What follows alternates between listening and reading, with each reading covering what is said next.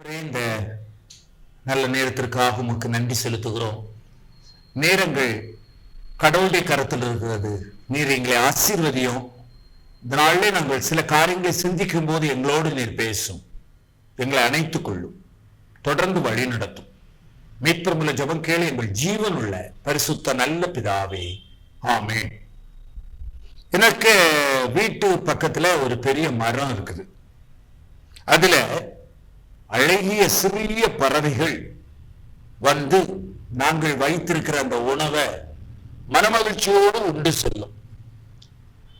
அதுவும் குறிப்பிட்ட நேரத்துல, அதிகாலை நேரத்துல வந்து சேரும், பறந்து வரும், உணவை உண்ணும், அமைதியா போயிடும். அதுக்குள்ள ஒரு சின்ன சப்தம் வந்துட்டுன்னா பறந்துடும். இரவு நேரம் எங்கு அது தங்குமோ எங்களுக்கு தெரியாது. கூட்டுல தங்குறதா, மரத்திற்கு கீழாக தங்குகிறதா என்று எங்களுக்கு தெரியாது.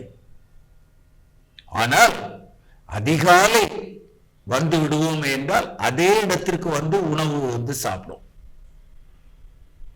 எவ்வளவு ஞானம் பாருங்க. நாங்க இதற்காக ஒரு கூடை அமைத்து எப்படியாவது வந்து தங்க வேண்டும் என்று சொல்லி முயற்சி எடுத்தோம். அந்த கூட்டுக்குள்ள வந்து தங்கின பாடில்லை. சில வீடுகள்ல வீட்டுக்குள்ளேயே அது கூடு கட்டி மனமகிழ்ச்சியோடு வாழுகிறது. ஆனால் நமக்கு அந்த பாக்கியம் இல்லை போல தெரியுது. அதை நம்ம கட்டுப்படுத்த முடியாது. அது விருப்பம் இருந்தாதான் வந்து தங்க முடியும். அதை பிடிக்கவும் நம்ம முடியாது. ஆனா அந்த பறவைக்கு ஆண்டவர் எவ்வளவு ஞானம் கொடுத்திருக்கிறார் பாருங்க. அந்த நேரத்தை கரெக்டா கண்டுபிடிக்கும்.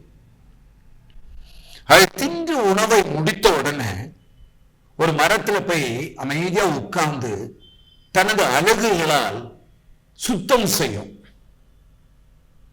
மறுநிலைக்கு, ஒரு ஃப்ரெஷ்னஸ், ஒரு ஆயத்த நிலைக்கு தன்னை ஆயத்தப்படுத்தும். எவ்வளவு ஒரு தெளிவான ஒரு திட்டம் பாருங்க. ஒரு சிறிய குருவிக்கு நமது வாழ்வில் நம்ம என்ன நங்கூரத்தை வைத்திருக்கிறோம், நம்முடைய நிலை என்ன, அனைத்து ஆசீர்வாதங்களையும் ஆண்டவர் நம்ம கொடுத்திருக்கிறார்.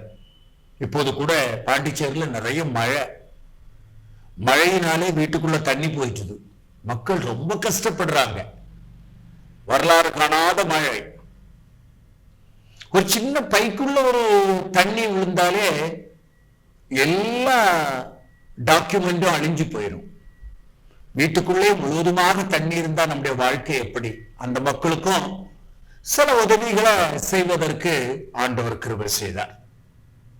நில அதிர்ச்சி, நிலநடுக்கம், புயல், தீ விபத்து, இவைகளெல்லாம் நம்ம தாங்கிக் கொள்ளவே முடியாது. எந்த நேரத்தில் என்ன நடக்கும் நமக்கு தெரியாது. ஆனா ஆண்டவர் ஒரு சிட்டுக்குருவிக்கு அப்படிப்பட்ட ஒரு சாதனையை கொடுத்திருக்கிறார் என்றால் அவர் நம்மையும் நடத்துவார் என்பதை எப்போதும் நாம் மறந்து போயிடக்கூடாது. நமது வாழ்வில் நம்ம நிறைய தீர்மானங்கள் எடுக்கிறோம், சிந்தனை செய்கிறோம். ஒரு நல்ல உயர்ந்த எண்ணத்தோடு, உயர்ந்த சிந்தையோடு ஓடிக்கொண்டே நம்ம இருக்கிறோம். வாழ்க்கையில ஓடுகிறோம். மற்றவர்களை ஓரங்கட்டாதபடி, தவறாக புரிந்து கொள்ளாதபடி, உற்சாகப்படுத்தி மகிழ்வு கொள்ளதான் ஆண்டவர் நம்ம அழைச்சிருக்கிறார். அப்படிதான் நம்ம உற்சாகப்படுத்தணும், மக்களை உற்சாகப்படுத்தணும். யோவான் 5வது அதிகாரத்தை நீங்க பாத்தீங்கன்னா 1ஆம் வசனம் முதல் 15வது வசனங்கள் வரை நம்ம வாசித்து பார்த்தா 30 வருட வியாதியஸ்தனுடைய சுகநிலையை பற்றி நாம் அந்த பகுதியில் பார்க்கிறோம். மனுஷனுக்கு வியாதி வந்துடக்கூடாது, அழிந்து போயிடுவான், சோர்ந்து போயிடுவான். கால், கை, கண் பிரச்சனையே வரக்கூடாது. மனித வாழ்வுல பிரச்சனை வந்துட்டுன்னா நம்ம பக்கத்துல யாருமே வரமாட்டாங்க. துர்நாற்றம் அடிக்கும். எவ்வளவோ வாசனை திறமைகள்லாம் கடையில இருக்குது. எவ்வளவுதான் வாசனை திறமையும் போட்டாலும் இயற்கை இயற்கைதான், செயற்கைதான். அந்த பெதஸ்தா எனப்பட்ட குளத்துல அவன் எப்பவும் பக்கத்திலேயே தங்கி இருப்பான். குருடர்கள், சப்பானிகள், சூம்பின உறுப்புடையவங்க எல்லாரும் அங்க இருப்பாங்க. எப்போ தண்ணீர் கலக்குமோ யார் முந்தி இறங்குவாங்களோ அவங்க எப்பேற்பட்ட வியாதிஸ்தர்களாலும் சுகம் பெற்றுக் கொள்ளுவாங்க. சுகம் முக்கியம்தான், வாழ்க்கையில சுகம் பெற வேணும். ஆனா ரட்சிப்பு ரொம்ப முக்கியம். ரட்சிக்கப்பட்டு சுகம் பெற்று நாம் வாழ்வில் ஆண்டவருக்காக செயல்படும் போது ஆண்டவர் நம்முடைய வாழ்க்கையில பெரிய நோக்கத்தை அவர் நமக்கு தருவார். மனித வாழ்க்கையில உயிர் ரொம்ப முக்கியமானது. சுகம் அதைவிட மிக முக்கியமானது. சுகமும் உயிரும் இணைந்து இருந்தாதான் மனுஷனுக்கு மதிப்பு மரியாதை. அதுக்குதான் ஒரு பழமொழியே சொல்லப்பட்டிருக்கு, பார்த்துடுங்க. நோயற்ற வாழ்வார் குறைவற்ற செல்வம். இது ரொம்ப எளிமையான பழமொழி தான். ஆனால் இன்று வரை இது வாழ்க்கையில செயல்படுகிறத நம்ம பார்க்கிறோம். எத்தனை மருத்துவமனைகள் பாருங்க, வியாதியை சுகமாக்குவதற்கு எத்தனையோ விதமான ஆலோசனைகள், வாழ்க்கை ஒடிந்து போகக்கூடிய நிலையிலேயும் தன்னம்பிக்கை கொடுக்கக்கூடிய நங்கூர ஆலோசனைகள், இதெல்லாம் நம்ம வாழ்க்கையில மனித வாழ்க்கையில நடைபெற்று கொண்டே இருக்கிறது. இதை பேணுவது நம்முடைய பொறுப்பு. இது நம்ம கையில தான் இருக்குது. உணவு அமைப்பு, நம்முடைய வாழ்க்கையின் செயல்பாடுகள், நம்முடைய அழுத்த நிலைகளை மாற்றி விடுதல், இப்படிப்பட்ட சில விதமான ஒரு சுமூக சூழலை உருவாக்கும் போது நம்முடைய வாழ்க்கையில ஆண்டவர் உயர்வை தருவார். கொரோனா கழிந்த நாட்களில் எவ்வளவோ கஷ்டத்தை உருவாக்கியது. அநேக மக்கள், பல லட்சம் மக்கள் கொடூர பாதையை நோக்கி கடந்து சென்றார்கள்.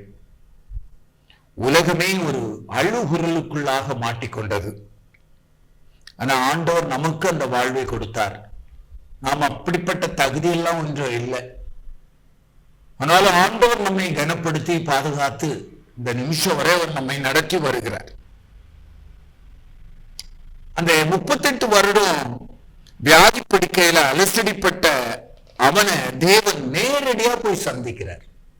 அதுதான் ஒரு பெரிய ஆசீர்வாதம். பார்த்துடுங்க, நேரடியாக சந்தித்து ஆலோசனை சொல்லுவது, வியாதி படுக்கையில் அவர்கள் இருக்கும்போது அவர்கள் மேல் கை வைத்து ஜெபம் செய்வது, உற்சாகப்படுத்துவது, இதெல்லாம் வாழ்க்கையில உற்சாகம் பெறுவதற்குள்ள வழிமுறைகள். அது மட்டும் இல்ல, நர்ஸ் சர்வீஸ் எல்லாம் ஆனந்தமான ஒரு வேலை பணி. அது சொஸ்தமாக வேண்டும் என்று நீ விரும்புகிறாயாப்பா என்று ஆண்டவர் கேள்வி கேட்கிறார். என்னை கொண்டு போய் விடுவதற்கு யாருமே இல்லையா? நான் போவதற்குள்ள வேற ஒருவங்க இறங்கிடுறாங்க. நான் எப்படி நடந்து செல்வது? இது இந்த நேரத்திலே நமக்கு ஒரு சவால்.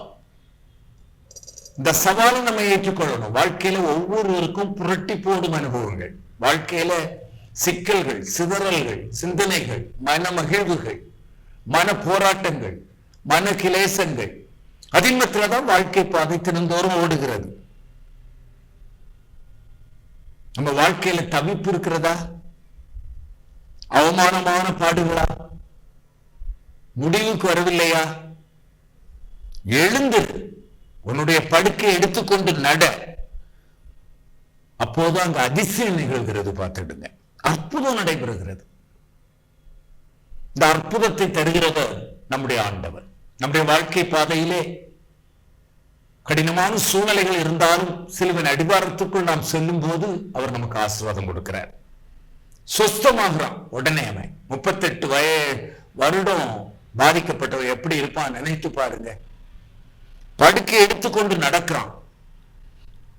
இன்னும் தெளிவா சொல்ல போனா முழுமையான ரட்சிப்பையும் பெற்றுக்கொண்டான்.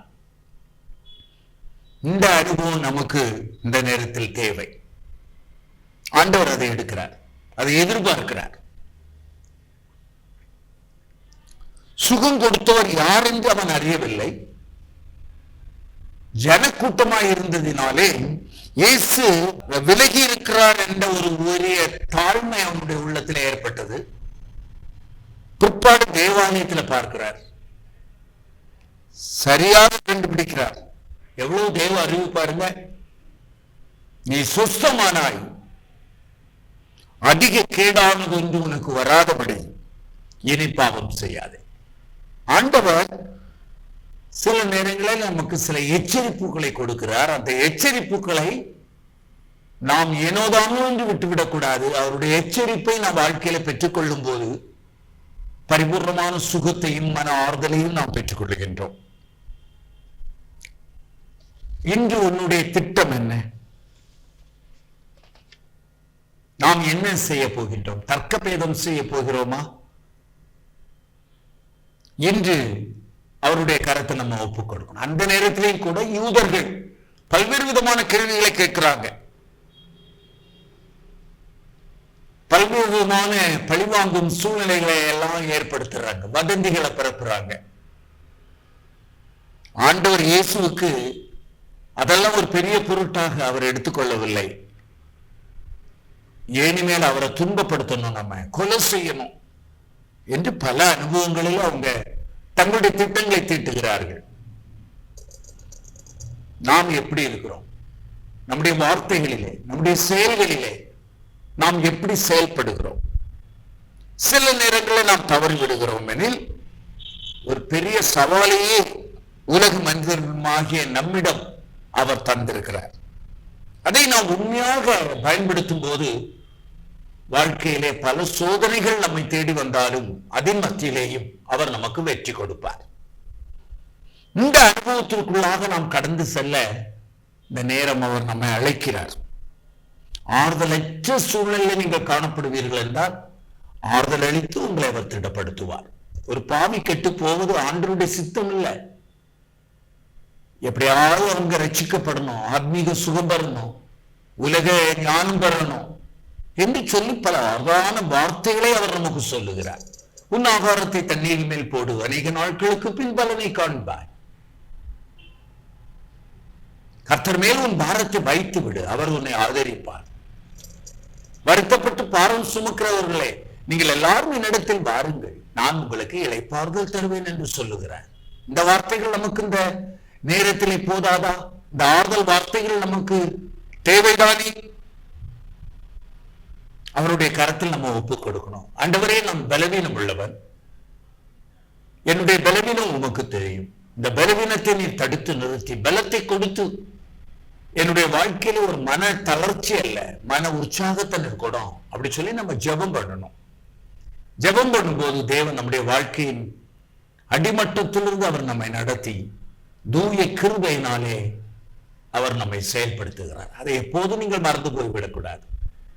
மரணத்தின் கட்டிலே மக்கள் பாதிக்கப்பட்டாலும் வாழ்வு கொடுத்திருக்கிறார், ஜீவன் கொடுத்திருக்கிறார், சுகம் கொடுத்திருக்கிறார், பலன் கொடுத்திருக்கிறார். அவரை பற்றி பிடிப்பது நம்முடைய பொறுப்பு.